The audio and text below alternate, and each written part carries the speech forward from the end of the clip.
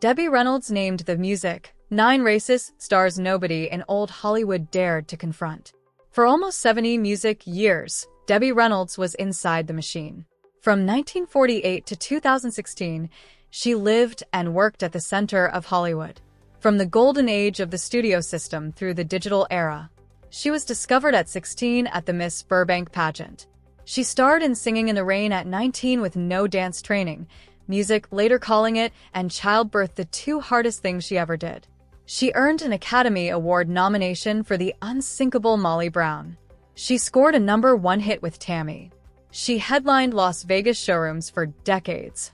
And she survived what the industry threw at every woman who dared to stay standing. Her husband Eddie Fisher left her for Elizabeth Taylor while she was pregnant with their second child. Music. In the biggest public scandal of the 1950s, Hollywood watched to see if it would destroy her. Music did not. Her second husband gambled away her entire fortune. She rebuilt from nothing. Her third husband betrayed her financially. She survived again. She collected over 4,000 Hollywood costumes, music, and spent decades begging the Academy to help her build a museum to preserve the industry's history. They refused 5 times. She was present the night Montgomery Clift had his devastating car crash. She helped closeted actors hide their music sexuality when exposure would have ended their careers. And she was the mother of Carrie Fisher, who inherited her refusal to stay quiet. Reynolds wrote 3 memoirs. Debbie My Life in 1988, Unsinkable in 2013, Make Em Laugh in 2015. In those books, she told stories about Ava Gardner, Clark Gable, music Frank Sinatra, Gene Kelly, and dozens more that never reached the tabloids. She was described as frank, forthright, music, and a woman with clear-eyed memories who saw through every mask Hollywood ever constructed. They called her cute. They called her America's sweetheart. They thought the girl from El Paso who wore dungarees and never learned to dance was somebody they could control. They were wrong because Debbie Reynolds outlasted them all. And in 3 memoirs, she named the names nobody in old Hollywood dared to confront. 9. Fred Astaire. When 19-year-old Debbie Reynolds was being brutalized by Gene Kelly during the filming of Singing in the Rain, criticized constantly, given no encouragement, worked until her feet bled, she hid under a piano and sobbed. Fred Astaire found her. He reached down and said, "Now who is that?"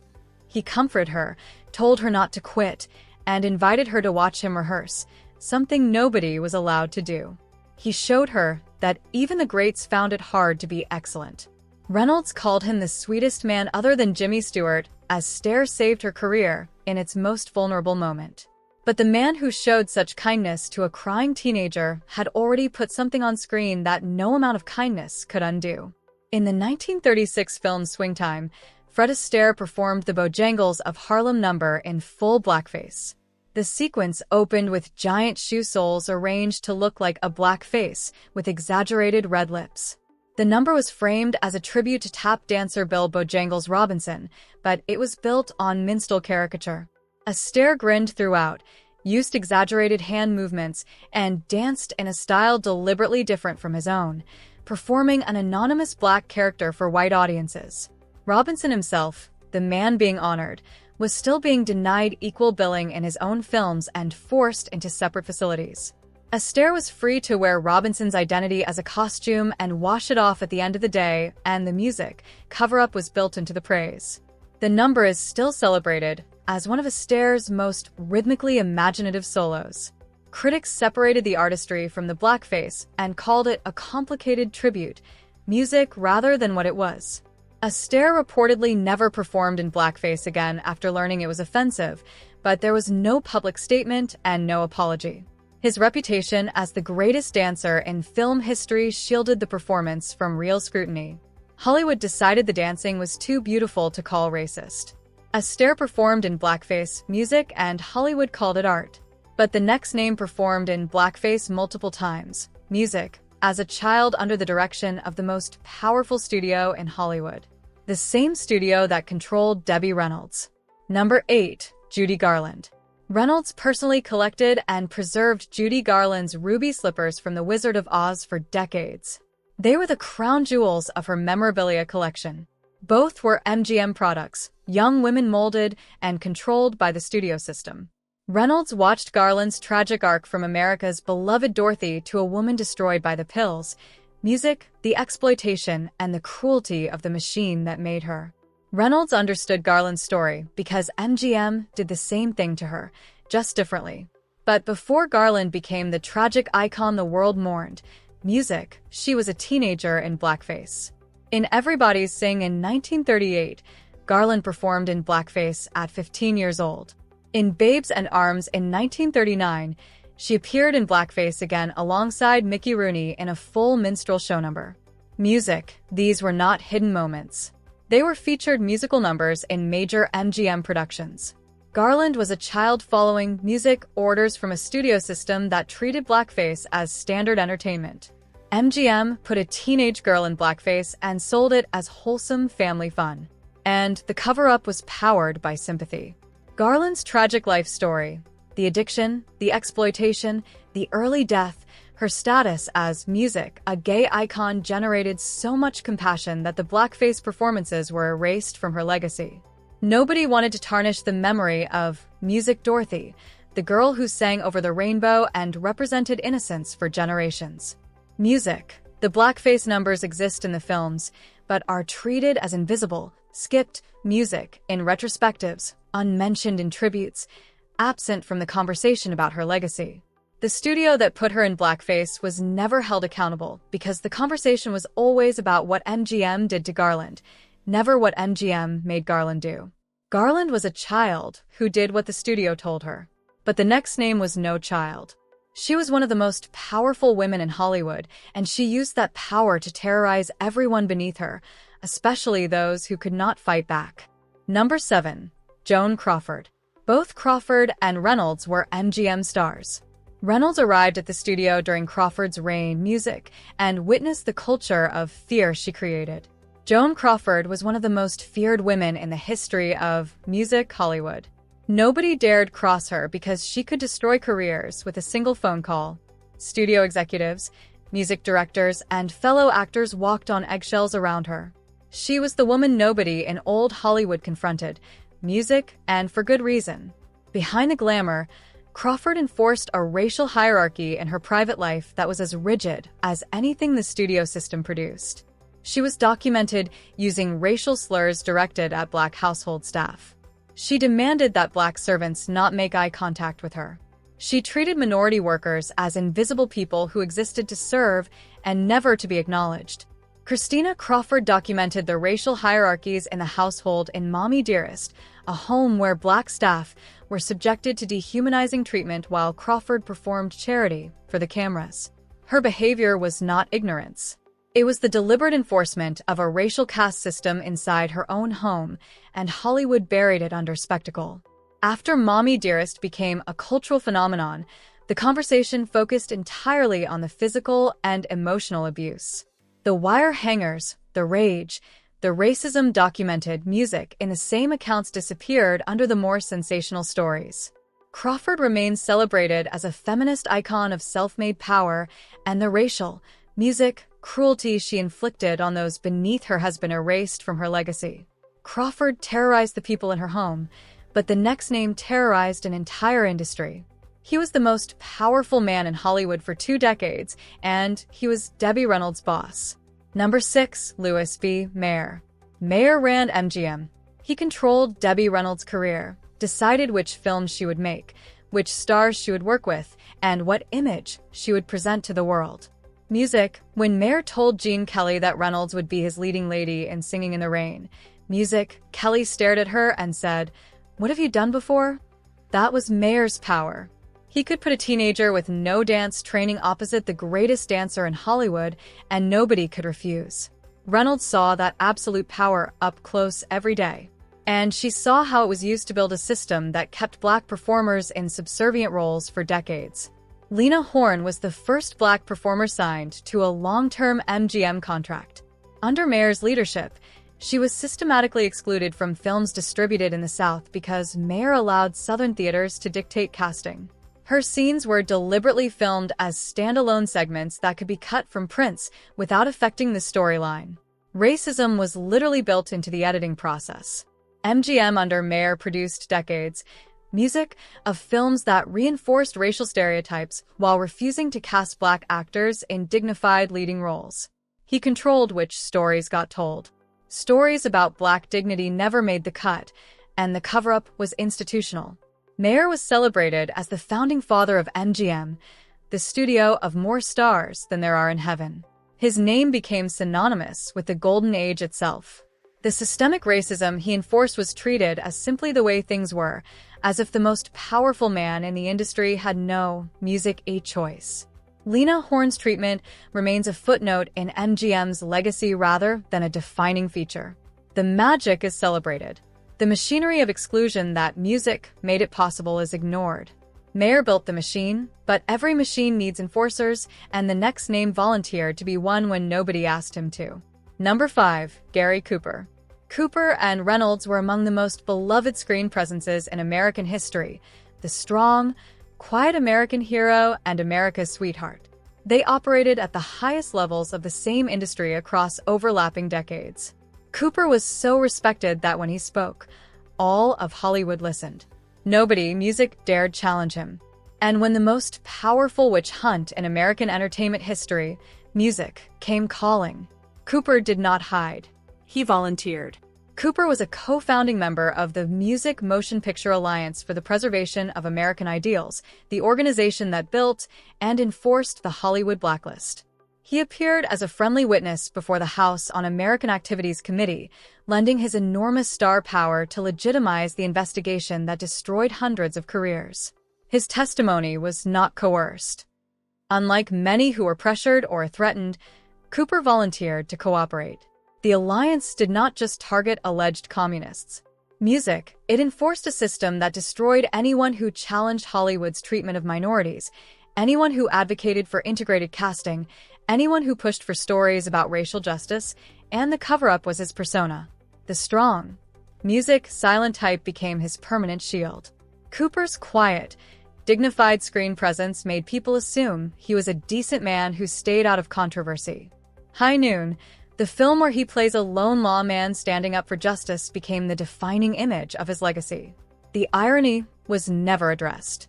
The man who played heroes standing alone, music, against cowardice actively helped destroy innocent people's careers for the crime of believing in equality. His Hawk testimony and alliance membership were buried under his filmography, and Hollywood never asked him to reconcile the myth with the reality. Cooper volunteered, but the next name made enforcement his life's work. He did the dirty work while bigger names provided music, the public face, and he made sure nobody who challenged the system ever worked again. Number 4. Ward Bond. Bond appeared in over 200 films in the same Hollywood, music, Reynolds inhabited. He was John Wayne's best friend and closest political ally. But while Wayne was the public face of Hollywood conservatism, Bond was the enforcer. The man who maintained the lists, made the phone calls, and personally confronted anyone who stepped out of line. Reynolds, music, lived inside the system Bond policed, and everyone at every studio felt the fear he created. As a leader of the Motion Picture Alliance, Bond was the most aggressive enforcer of the Hollywood music blacklist. He personally maintained lists of suspected subversives and pressured studios, music, to fire them. He confronted actors, writers, and directors in public, demanding they prove their loyalty or face destruction. He used the blacklist as a weapon to maintain not just political conformity but racial conformity. Anyone who advocated for civil rights, integrated music casting, or racial justice was a target. While stars like Wayne made public statements, Bond operated through intimidation, making sure compliance was total and resistance was career suicide. And his invisibility became the ultimate cover-up. Bond died in 1960 and was largely forgotten, remembered only as a character actor and the star of Wagon Train. Music, the blacklist's enforcement mechanism, the day-to-day terror, the phone calls, the confrontations was erased from music history while bigger names got the attention. Bond was the invisible hand that did the actual destroying. The careers he ended, the voices he silenced, music, the stories never told because of his enforcement. None of it bears his name. You cannot confront what you cannot see. Bond enforced the system from the shadows. But the next name did not need music shadows. He was the most respected actor in Hollywood. A two-time Oscar, music, winner whose reputation was so towering that nobody dared challenge him about anything. Not even the things they heard him say behind closed doors. Number 3. Spencer Tracy. Tracy was one of MGM's biggest stars throughout Reynolds' years at the studio. She knew him. She watched the reverence the entire industry held for him. 2 consecutive Academy Awards, a feat never matched. His decadescent, music, long affair with Katharine Hepburn was Hollywood's worst-kept secret, but nobody spoke about it publicly because Spencer Tracy, music, was untouchable. If the industry would not confront him about an affair everyone knew about, they certainly would not confront him about music, what he said when he was drinking. Tracy's alcoholism was legendary. Music, he disappeared on benders, shut down productions, and was known to become hostile when intoxicated. Among Hollywood insiders, music, he was known for using racial slurs in private during these episodes. Colleagues who heard the language never spoke publicly because challenging Tracy was career suicide. His music, talent, and his temper created a force field that deflected all scrutiny. The racism was not a secret in industry circles. Music, it was simply something nobody was willing to address because the cost was too high. Music, and the cover-up was his image. Tracy's legacy as the noble everyman. Music, the priest in Boytown, the judge in Judgment at Nuremberg, the father figure in Guess Who's Coming to Dinner was so powerful that his private behavior, music, was completely shielded. His drinking was treated as a charming flaw of a tortured genius. His racism never appeared in a single biography during his lifetime. The ultimate irony is that music, his final film was Guess Who's Coming to Dinner? A film about racial tolerance, and it became the defining image of his legacy, while his private language told a music completely different story. Tracy's talent made him untouchable, but the next name, music, had something even more powerful than talent. He had moral authority. He marched with Martin Luther King Jr., and then he spent his final decades dismantling everything he once stood for. Number 2. Charlton H. Reynolds watched H transform over the decades. Music, he played Moses. He played Ben-Hur, the most morally righteous characters in cinema history. Music, and in 1963, he marched alongside Martin Luther King Jr. at the March on Washington, establishing moral credentials that would shield him for the rest of his life. But Reynolds, who spent her career watching Hollywood figures reveal their true selves, witnessed one of the most dramatic public transformations in entertainment history. By the 1990s, H became the president of the NRA and the face of a political movement whose music policies disproportionately impacted Black communities. He delivered a 1999 speech at Harvard attacking affirmative action, cultural diversity programs, and political music correctness. He told a Free Congress Foundation audience that white pride was under attack. He delivered the infamous "From My Cold, Dead Hand" speech.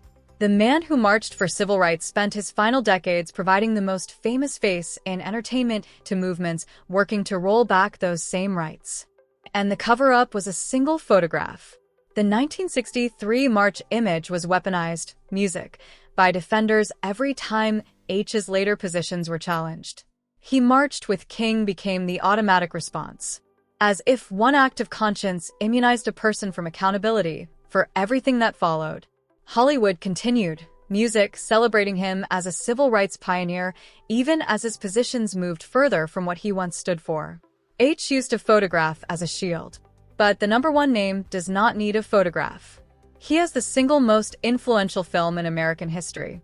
And Debbie Reynolds spent decades preserving his legacy while knowing the truth about what music it represented. Number 1. Clark Gable. Reynolds wrote about Gable in her memoirs. She collected and preserved memorabilia from his career for her Hollywood museum. She held the physical artifacts of his legacy in her hands. Reynolds, the woman who dedicated her life to preserving Hollywood's past, had to reconcile the most celebrated, music-leading man in film history with the most damaging piece of racial mythology American cinema ever produced. Because Clark Gable was the face of Gone with the Wind. Gone with the Wind premiered in 1939 and presented slavery as a gracious Southern institution where enslaved people were happy, loyal, and devoted to their white masters. Mammy, played by Hattie McDaniel, was the ultimate stereotype, the devoted black servant whose entire existence revolved around her white mistress. The film romanticized the Confederacy, portrayed Reconstruction as a disaster, and sold a fantasy version of slavery to hundreds of millions of people worldwide. Adjusted for inflation, it remains the highest music-grossing film in history, meaning more people absorbed its plantation mythology than any other film ever made. At the Atlanta premiere, the entire black cast, including McDaniel, was banned from attending because Georgia's Jim Crow laws forbade integrated gatherings. Gable reportedly threatened to boycott in protest, but was talked out of it by the studio. He went anyway. When McDaniel won the Oscar, the first black music person to ever win, she was seated at a segregated table at the back of the ceremony. Gable sat in the front while the woman who won an Academy Award for his film sat alone in the back of the room, and the cover-up is the biggest in cinema music history. Gone with the Wind has been protected as America's greatest film for over 85 years. It was re-released repeatedly, celebrated on every anniversary, treated as untouchable. Music, the plantation mythology it sold, has shaped how hundreds of millions of people understand American slavery. Not textbooks, not historians, but a Hollywood film. HBO Max briefly removed music in 2020 before adding a disclaimer acknowledging the problem while keeping the product available. Gable was the face. He was Rhett Butler. He made the mythology charming and desirable. He made audiences fall in love with the antebellum South. Music and that mythology has done more damage to how America understands its own history than any other piece of entertainment ever created. They called her cute. They called her America's sweetheart. They thought she was harmless. But Debbie Reynolds outlasted every name on this list. She survived the scandals, the betrayals, music, and the bankruptcies. She survived an industry that destroyed women far more powerful than she was supposed to be. And in 3 memoirs, she told the truth because by then there was nothing left music Hollywood could take from her. These 9 stars were protected by the most powerful system ever built. Their racism was hidden behind beloved musicals, Oscars, charitable images, moral authority, and the greatest film ever made. But Reynolds understood what the system never wanted anyone to know. You can bury the truth for decades, but you cannot bury it forever. And now you have seen the names nobody in old Hollywood dared to confront until one unsinkable woman finally did. If this video opened your eyes, like and share to support the channel and subscribe. Music for more untold stories from old Hollywood.